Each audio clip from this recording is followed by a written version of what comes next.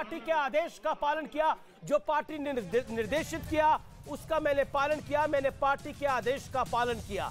यह बड़ी खबर, डिप्टी सीएम बनने पर देवेंद्र फडणवीस का ट्वीट, मैंने पार्टी के आदेश का पालन किया।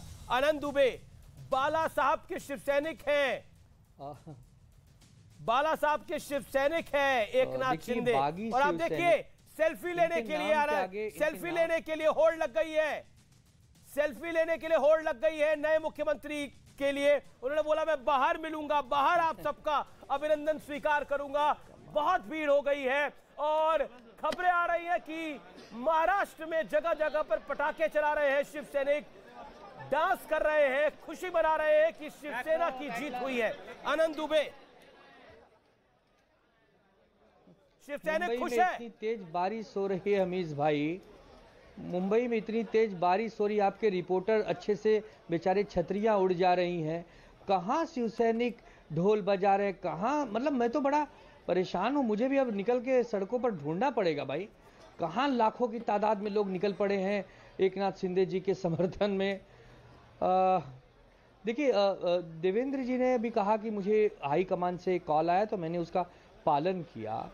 उनकी बॉडी लैंग्वेज में देख रहा था बड़े ध्यान से जब वो शपथ विधि चालू थी।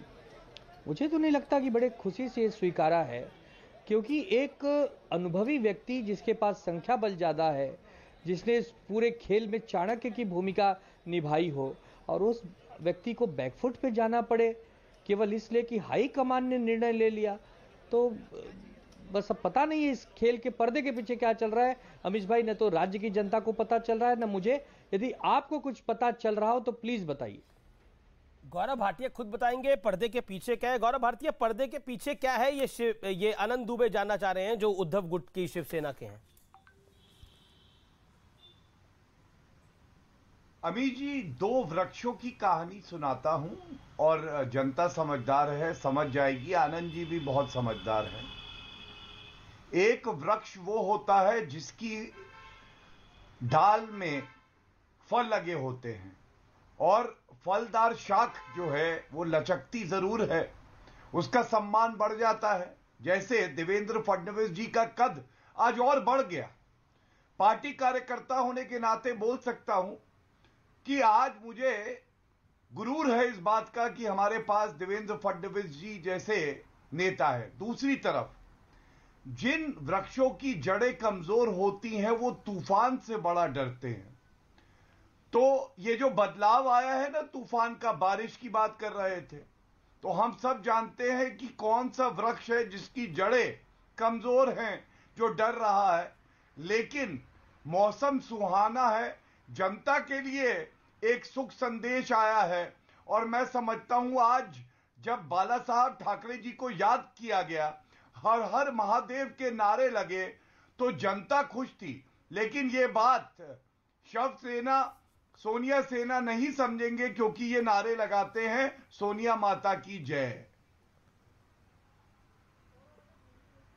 ओके, आनंद दुबे।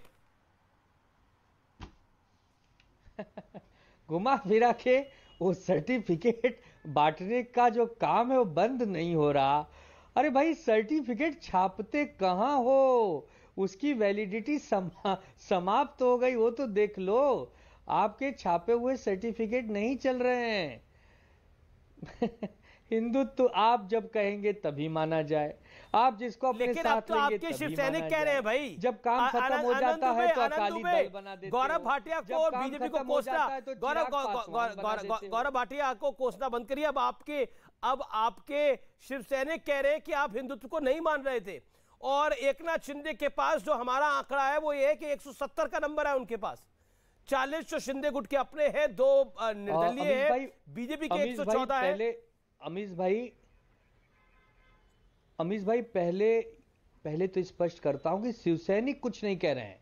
शिवसैनिक ने सर्वसम्मति से अपना नेता उद्धव ठाकरे जी को माना हुआ है। 40 विधायक भी तो शिवसैनिक ही हैं। एकनाथ शिंदे भी बागी, तो उनको कहिए बागी, उनके नाम के आगे लगाइए बागी। उनके ये तो आप लगा रहे हैं, वो तो कह रहे पार्टी में बागी लगाइए। वो कह रहे पार्टी में हूं अब। अरे कोई संविधान होता है, आप तो पढ़े लिखे पत्रकार हैं, अनुभवी हैं। सब पत्रकार पढ़े लिखे किसी के होते हैं, कहने आपको से क्यों लग पार्टी रहा है? किसी की होती है कि कागज कागज क्या बोलता है अमित भाई? कागज पर कौन है? Charan Singh Chhapra, your first reaction. Sharan Singh Chhapra, your first reaction. मुख्यमंत्री पद की शपथ ली है और बाला साहब का नाम लिया है। देखिए, महाराष्ट्र की संस्कृति और महाराष्ट्र की प्रथा के हिसाब से मैं दोनों को, मुख्यमंत्री और उप मुख्यमंत्री को, बहुत बहुत मुबारकबाद पहले देना चाहूंगा। लेकिन हमारा कंसर्न यही है कि ये 2.5 साल की जो सरकार है ये ठीक ठाक चलनी चाहिए। महाराष्ट्र में जनता का उद्धार होना चाहिए। असल में अमीश जी जो आप बातें कर रहे हैं जी, आपका वीडियो खराब हो गया है। मैं एनसीपी का रुख कर सकता हूं। नरेंद्र वर्मा, क्या कहना चाहते हैं आप? ये मास्टर स्ट्रोक है या फिर आपको लगता है क्या है? 10 सेकंड।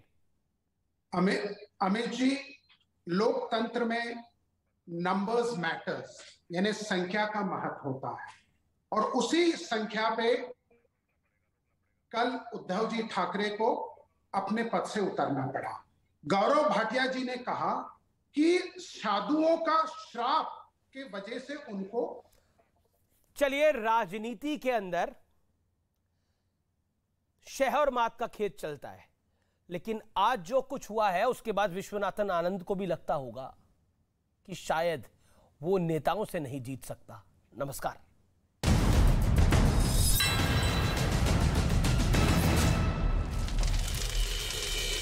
गैंग के शूटरों को पंजाब के अलावा अलग अलग राज्यों में अपने नेटवर्क का इस्तेमाल कर हथियारों की सप्लाई करता था, ताकि बिना किसी परेशानी के गैंग के शूटर वारदात को अंजाम दे सकें। पुलिस को शक है कि नरेश सिद्धू मूसेवाला की हत्या से पहले और उसके बाद बिश्नोई गैंग के कई गुर्गों के संपर्क में था।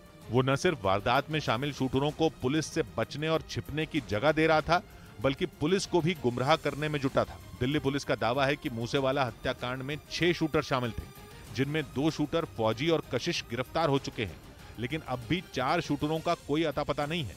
पुलिस सूत्रों का कहना है कि चारों शूटर नरेश के साथ लगातार संपर्क में हैं और इसी के इशारे पर वो लगातार अपनी लोकेशन बदल रहे हैं। फिलहाल दिल्ली पुलिस नरेश से पूछताछ में जुटी है। दावा किया जा रहा है कि जल्द ही दिल्ली पुलिस नरेश का मूसेवाला की हत्या की साजिश में शामिल 6 आरोपियों से सामना करवाएगी, ताकि हत्याकांड से जुड़ी एक-एक हकीकत पुलिस के सामने आ सके। इस बीच जांच एजेंसियों को सिद्धू मूसेवाला हत्याकांड से जुड़ी एक और चौंकाने वाली जानकारी हाथ लगी। जांच एजेंसियों का दावा है कि हत्याकांड से करीब 1 महीने पहले ही ड्रोन के जरिए पाकिस्तान से हथियारों की सप्लाई की गई थी, और पाकिस्तान से आए उन्हीं घातक हथियारों से गैंगस्टर लॉरेंस बिश्नोई के शूटरों ने मूसेवाला को दिन दहाड़े बीच सड़क पर गोलियों से छलनी कर दिया था। पुलिस सूत्रों का कहना है कि सिद्धू मूसेवाला हत्याकांड से करीब 1 महीने पहले ही पाकिस्तान से ड्रोन के जरिए हथियारों को भेज दिया गया था, जिनमें 8 hand grenade, 1 grenade launcher, 1 AK-47 rifle और 9 इलेक्ट्रिक डेटोनेटर शामिल